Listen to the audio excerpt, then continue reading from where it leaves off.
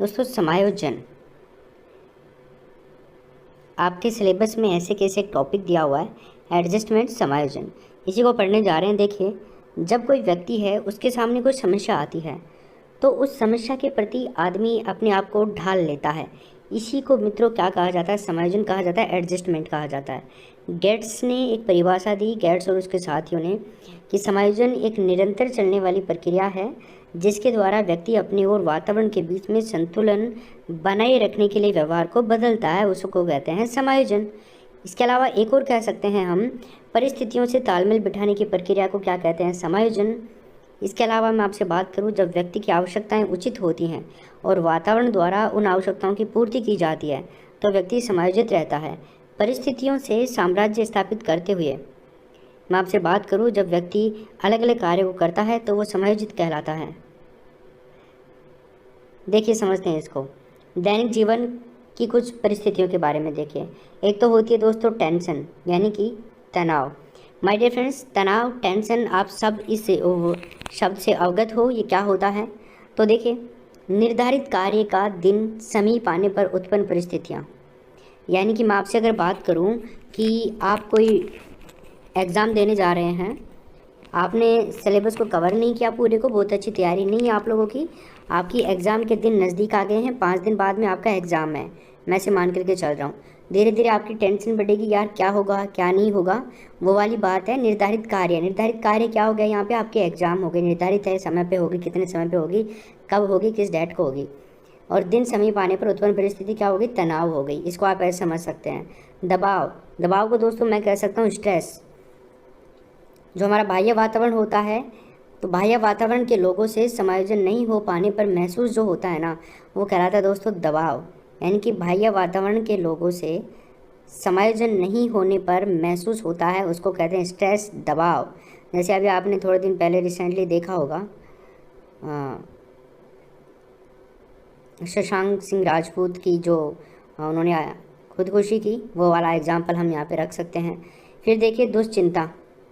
दुश्चिंता के बारे में अगर मैं आपसे बात करूँ तो अचेतन मन की जो अचेतन मन वाली जो बातें होती हैं, चेतन मन में आकर के जो स्थिति पैदा करती हैं, उसको कहते हैं हम दुश्चिंता। दोस्तों, अचेतन मन सबकॉन्शियस माइंड को बोला जाता है, जो एक जागृत मन के रूप में काम नहीं करता है। यहाँ पे जो हम चीज़ें भूल जाते हैं वो इसी मन के अंदर जाकर के स्टोर होती हैं।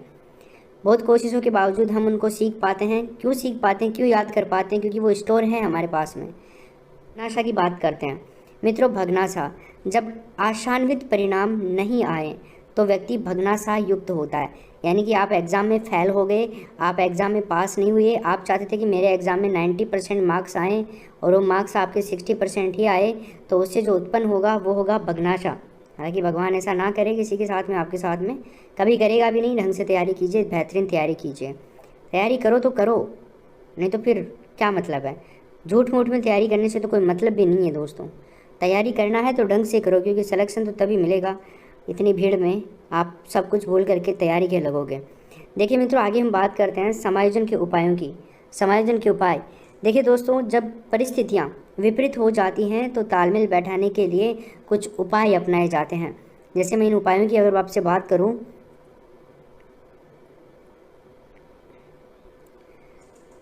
समायोजन के उपाय कुछ तरीकों द्वारा हो सकते हैं। एक तो प्रत्यक्ष उपाय होता है, एक अप्रत्यक्ष होता है, एक क्षतिपूरक होता है और एक आक्रामक उपाय होता है। मित्रों, ये सारे क्या हैं? समायोजन के उपाय हैं जिनके द्वारा इसको एडजस्ट किया जा सकता है, समायोजित किया जा सकता है।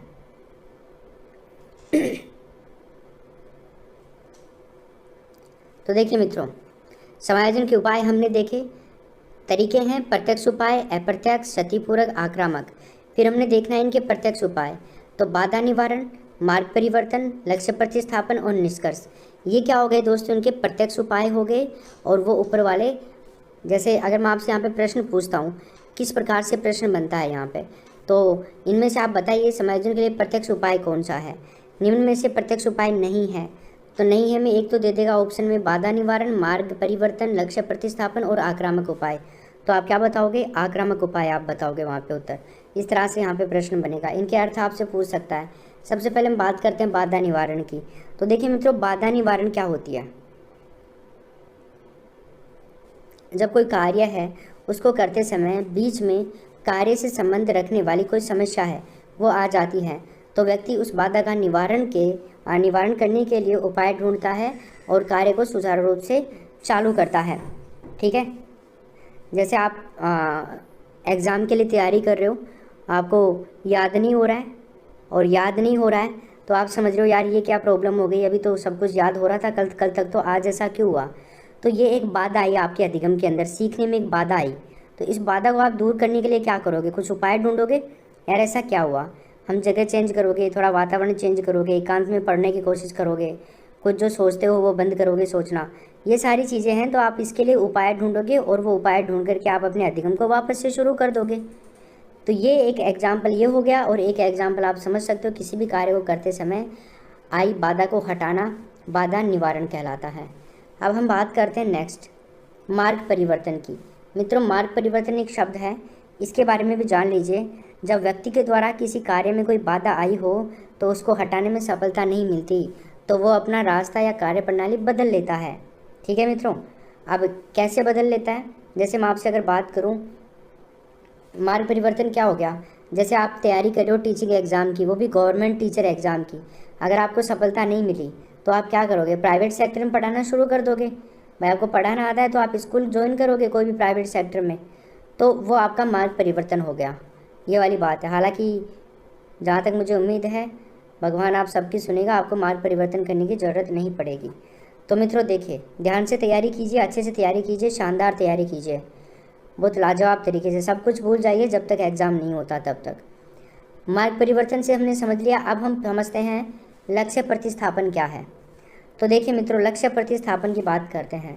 जब किसी बड़े लक्ष्य की प्राप्ति नहीं होने पर कोई छोटा मोटा लक्ष्य का चुनाव करके उस लक्ष्य को प्राप्त करने की ओर अग्रसर होना।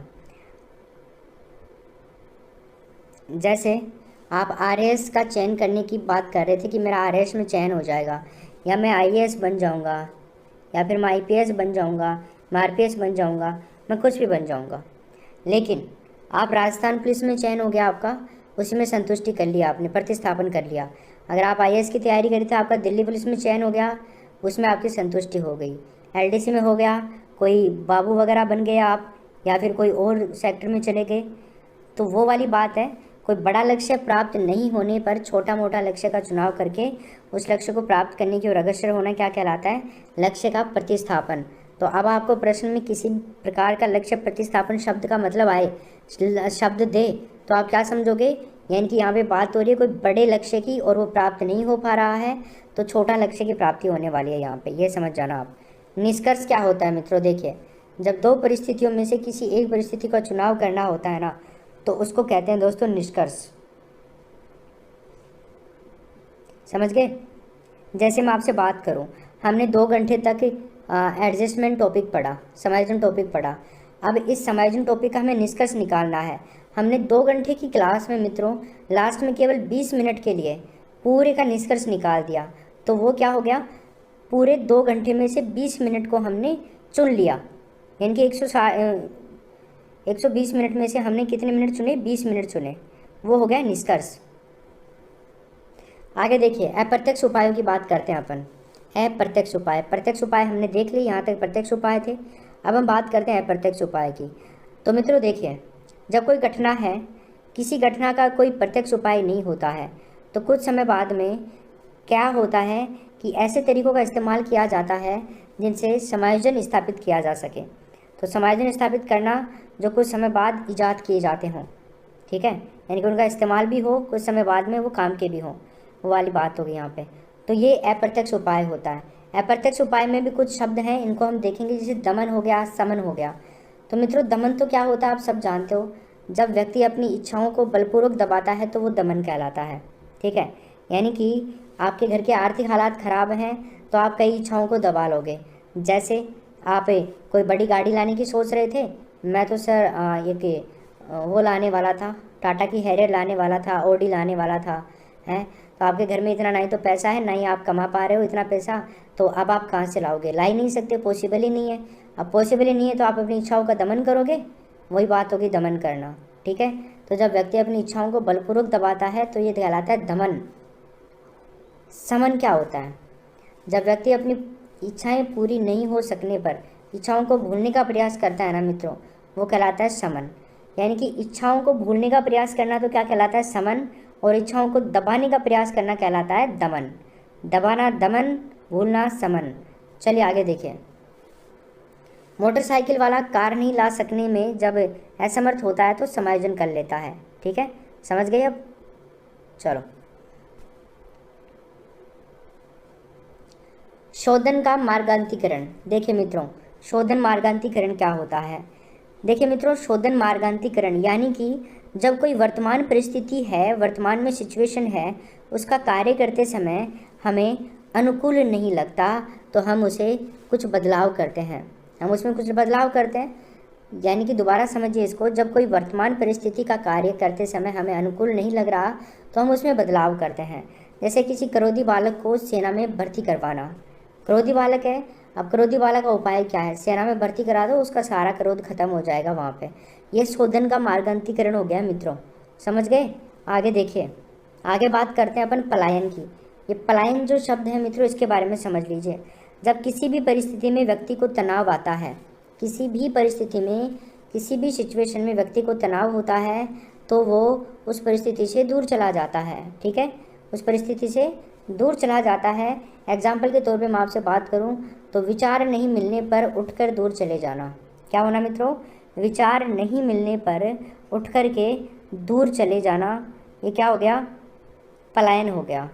यानी कि आपके माता पिता हैं, यानी कि मान लीजिए आप कोई लड़का हैं तो आपके पिता से आपके नहीं बनती है, आपके भाई से नहीं बनती, आपकी बहन से, आपके माता से, इवन कुछ भी हो सकता है रीज़न, ऐसा नहीं है, मैं एग्जाम्पल के तौर पे बता रहा हूँ।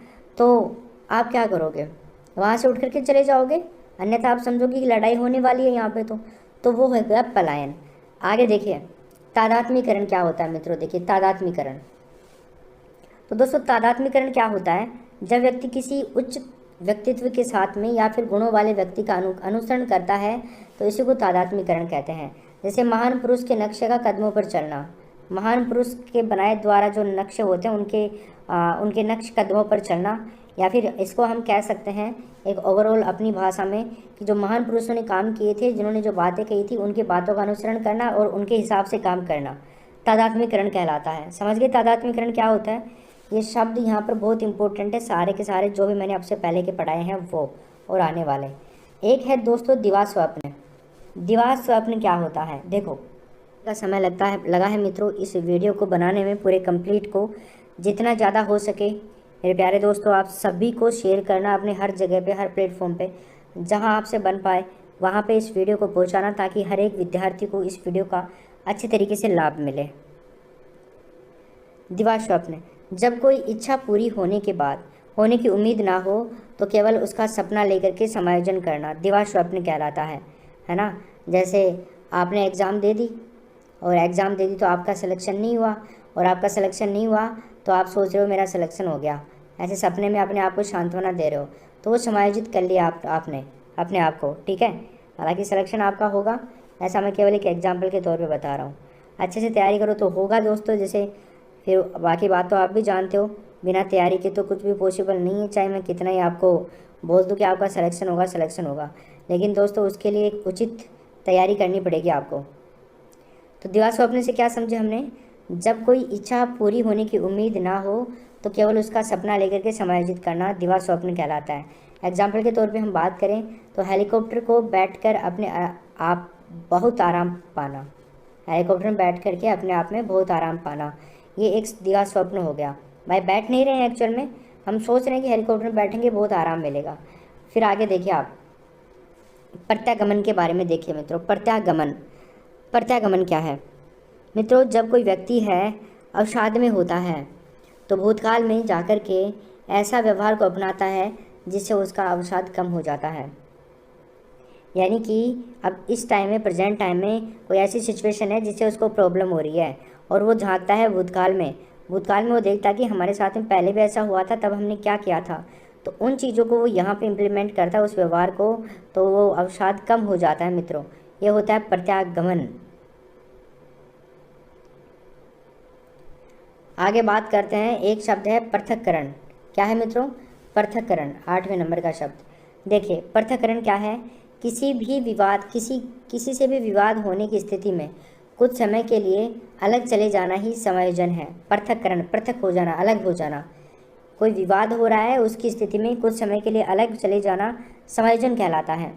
एग्जाम्पल के तौर पे मैं आपसे बात करूँ तो दो बड़े भाइयों में झगड़ा होने पर एक को उठ करके चले जाना चाहिए। ये एग्जाम्पल मैंने आपको पहले भी दे दिया है, तो आप इसको याद रखिएगा। पृथक्करण क्या होता है। युक्तिकरण या फिर औचित्य स्थापन क्या होता है मित्रों, देखो युक्तिकरण या औचित्य स्थापन। तो देखिए दोस्तों, जब किसी व्यक्ति को अपने मुताबिक कोई परिस्थिति ठीक नहीं मिलती है तो वो संबंधित कार्य में खोट बता करके अलग हो जाता है, उसको कहते हैं युक्तिकरण या औचित्य स्थापन। क्या समझे आपने, जब कोई व्यक्ति है उसको अपने मुताबिक अपनी इच्छा के अनुसार किसी भी परिस्थिति को कोई परिस्थिति ठीक नहीं मिलती है तो वो उससे संबंधित कार्य में खोट बता करके अलग हो जाता है। जैसे नाच न जाने आंगन टेढ़ा, अपने से कुछ हो नहीं रहा है और आंगन को टेढ़ा बता रहे हैं। नाचना आता नहीं, आंगन को टेढ़ा बता रहे हैं, तो कोई कार्य हो नहीं रहा आपसे और आप कार्य को ही बेकार बता रहे हैं। अंगूर मिल नहीं रहे, हाथ आ नहीं रहे और कट्ठे बता रहे हैं, वो वाली बात हो गई। युक्तिकरण हो गया वो, औचित्य स्थापन हो गया वो। आगे मैं आपसे बात करता हूँ यहाँ पे मनोसंरचना के बारे में। मित्रों मनोसंरचना, देखिए जब कोई व्यक्ति अपने मुख्य व्यक्तित्व से हट करके कोई अलग कार्य करता है तो वो होती है मनोसंरचना। क्या होती है, जब कोई व्यक्ति अपने मुख्य व्यक्तित्व से हटकर कोई अलग कार्य करता है तो मित्रों वो कहलाती है मनोसंरचना। क्षतिपूरक उपाय, मित्रों दो उपाय होते हैं क्षतिपूर्ति के, एक तो प्रयास का प्रत्यक्ष और एक अप्रत्यक्ष, समझ रहे। एक तो प्रत्यक्ष होता है और एक अप्रत्यक्ष होता है। प्रत्यक्ष के बारे में समझो आप, क्षतिपूर्ति के उपायों में प्रत्यक्ष और अप्रत्यक्ष में। प्रत्यक्ष के बारे में देखिए, व्यक्ति जिस क्षेत्र में कमज़ोर होता है उसकी पूर्ति जब वह उसी क्षेत्र में कर लेता है तो वो प्रत्यक्ष उपाय हो गया। हिंदी में कमज़ोर विद्यार्थी हिंदी विषय में मेहनत करके उसको अच्छी बना सकता है तो मित्रों ये हो गया प्रत्यक्ष उपाय। गणित विषय का विद्यार्थी है, नहीं आती है, उसमें बेहतरीन तैयारी करेगा तो उसको ज़रूर आएगी, और ज़रूर आएगी तो वो हो गया प्रत्यक्ष उपाय। फिर मैं आपसे बात करता हूँ अप्रत्यक्ष उपाय की। अप्रत्यक्ष उपाय में आएगा जब व्यक्ति किसी क्षेत्र में पिछड़ने के बाद उसकी कमी किसी दूसरे क्षेत्र या फिर किसी दूसरे कार्य में करता है तो वो होता है अप्रत्यक्ष। यानी कि अगर मैं आपसे बात करूं कि आप एक गवर्नमेंट एग्ज़ाम की तैयारी कर रहे हैं, टीचर बनना चाहते हैं, टीचर बन नहीं पाए और आपको फौज में भर्ती हो गए आप, तो वो कार्य आपने किया, उस क्षेत्र में पिछड़े लेकिन आपने उस कमी को दूसरे क्षेत्र में पूरा कर लिया, स्पोर्ट्स के क्षेत्र में पूरा कर लिया, आपने आर्मी के क्षेत्र में पूरा कर लिया। आक्रामण उपाय, आक्रामण उपाय क्या होते हैं, आक्रामक उपायों के बारे में बात करते हैं। देखिए मित्रों, मैंने आपको बताया था कि क्रोध वाली स्थिति जो होती है ना वो आक्रामक रवैये को जन्म देती है। इसको दो भागों में बांटा गया है मित्रों। आक्रामक उपाय को दो भागों में डिवाइड किया गया है, प्रत्यक्ष और अप्रत्यक्ष, वही बात है दोनों वाली, प्रत्यक्ष आक्रामक उपाय और अप्रत्यक्ष आक्रामक उपाय। तो देखिए मित्रों, प्रत्यक्ष की बात करते हैं। प्रत्यक्ष की बात करते हैं तो देखिए प्रत्यक्ष आक्रामक उपाय क्या होता है, जिस कार्य के कारण क्रोध उत्पन्न हुआ उसी से समायोजन करना। जिस कार्य के कारण मित्रों क्या उत्पन्न हुआ, क्रोध उत्पन्न हुआ, और उसी से समायोजन करना क्या हो गया, प्रत्यक्ष आक्रामक उपाय हो गया। यानी कि आपको मानो आपके पिताजी ने कुछ बोल दिया है ना, अब आपके पिताजी की वजह से आपके अंदर क्रोध आया, क्रोध उत्पन्न हुआ और आपके पिताजी ने उसको समझा दिया आपको। अब आपके क्रोध का कारण क्या बना, आपका पिताजी बना।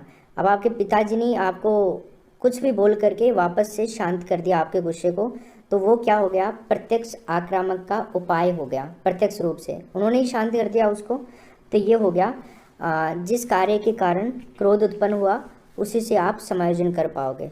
एक होता है अप्रत्यक्ष उपाय। अप्रत्यक्ष उपाय में हम देखिए क्या करते हैं, जिस कार्य से क्रोध उत्पन्न हुआ है उसके अलावा किसी अन्य परिस्थिति पर क्रोध उतारना। यानी कि कई बार आपको आपके टीचर ने कुछ बोल दिया मान लीजिए, और आप टीचर को तो कुछ नहीं बोल सकते, लेकिन आप घर में आकर के अपने बड़े भाई बहन या फिर छोटा भाई बहन है या फिर आपके माता पिता, उनके ऊपर वो क्रोध उतार दिया, अपने दोस्तों पे उतार दिया, तो वो हो गया एक अप्रत्यक्ष उपाय समायोजन करने का, एडजस्ट करने का आपका। ठीक है, आपका गुस्सा शांत हो गया। अब बात करते हैं अपन आगे। देखिए कुछ इस टॉपिक से रिलेटेड अन्य महत्वपूर्ण बिंदु हैं, इनके ऊपर भी एक नज़र डाल लेते हैं। तो देखिए, एक तो आता है ओडिप्स। देखिए मित्रों, ये क्या होता है, बालक में जो पाई जाने वाली ग्रंथियाँ होती हैं ना, जिसके कारण माता से ज़्यादा प्रेम होता है, उसको कहा जाता है ऑड्रिप्स ग्रंथि। ठीक है, इसके अलावा एक होता है इलेक्ट्रा। इलेक्ट्रा क्या होता है दोस्तों, बालिका में पाई जाने वाली ग्रंथि जिसके कारण पिता से ज़्यादा प्रेम होता है, इसको कहते हैं इलेक्ट्रा ग्रंथि। ये दो ग्रंथियाँ हैं, ये मोस्ट इंपॉर्टेंट है, इनको आप याद रख लीजिएगा। एक होता है मित्रों नार्सिज्म। तो नार्सिज्म क्या होता है, स्वमोह है। स्वमोह से क्या मतलब समझ रहे हो आप, यानी कि खुद से ही प्यार, खुद से ही मोह, खुद से ही लगाव। तो खुद से ही लगाव, ये जो पाई जाने वाली ग्रंथि होती है ना, इसके कारण अपने आप में मस्त रहने की प्रवृत्ति पाई जाती है, उसको कहा जाता है नार्सिज्म। तो ये वर्ड हैं, इनको आप याद रखिए मित्रों। एक होता है डिसलेक्सिया। डिसलेक्सिया पठन संबंधी विकार होता है मित्रों, ये प्रश्न अनगिनत बार एग्जाम में आ चुका है। डिसलेक्सिया, डिसकैल्कुलिया, डिस्ग्राफिया और अफेजिया, इन चारों के बारे में समझेंगे हम। प्रश्न पूछेगा पठन से संबंधित विकार कौन सा है, और आपको चारों ऑप्शन देगा, डिसलेक्सिया, डिसकैल्कुलिया और डिस्ग्राफिया और अफेजिया। तो वहाँ पर आप आंसर करोगे डिसलेक्सिया। तो ये डिसलेक्सिया क्या है, पठन संबंधी विकार है। पढ़ने के अंदर बालक को प्रॉब्लम्स होती हैं, पढ़ नहीं पाता अच्छे तरीके से, शुद्ध नहीं पढ़ पाता, धीरे धीरे पढ़ता है, या फिर बाकी बालकों की तरह नहीं पढ़ पाता, तो एक पठन संबंधी विकार हो गया। डिसकैल्कुलिया क्या है मित्रों, ये एक गणितीय विकार है। गणित के जो विद्यार्थी होते हैं, यानी कि गणित को नहीं सीख पाना, इस तरह का जो विकार उत्पन्न होता है, नहीं सीख पाना, गणित को नहीं सीख पाना, इसको हम कह सकते हैं डिसकैल्कुलिया। एक होता है डिस्ग्राफिया। मित्रों, ये होता है लेखन की विकृति से संबंधित, यानी कि लेखन संबंधी विकार जो है वो क्या कहलाता है, डिस्ग्राफिया। अब यहाँ पे इन चारों में दो इम्पोर्टेंट हैं। दो कौन से, एक तो डिसलेक्सिया पठन वाला और एक लेखन वाला डिस्ग्राफिया। इनको तो आप अच्छे से याद कर ही लेना। चौथा है अफेजिया, यानी कि ये क्या है, मौखिक भाषा का ग्रहण में कठिनाई होती है, यानी कि कोई टीचर क्या बोल रहा है वो सारी चीज़ें हम ग्रहण ही नहीं कर पा रहे हैं, बच्चा ग्रहण ही नहीं कर पा रहे हैं, तो उसको कौन सा विकार है, उसको अफेजिया वाला विकार है। तो आप समझ जाना, उसको अफेजिया है। ये विकार हैं पठन से संबंधित, शिक्षण से संबंधित, मनोविज्ञान की भाषा में इनको बोला जाता है, ये सारे नाम। तो मित्रों, ये आपका हो गया है एडजस्टमेंट कंप्लीट। समायोजन वाला टॉपिक आपका कंप्लीट हुआ।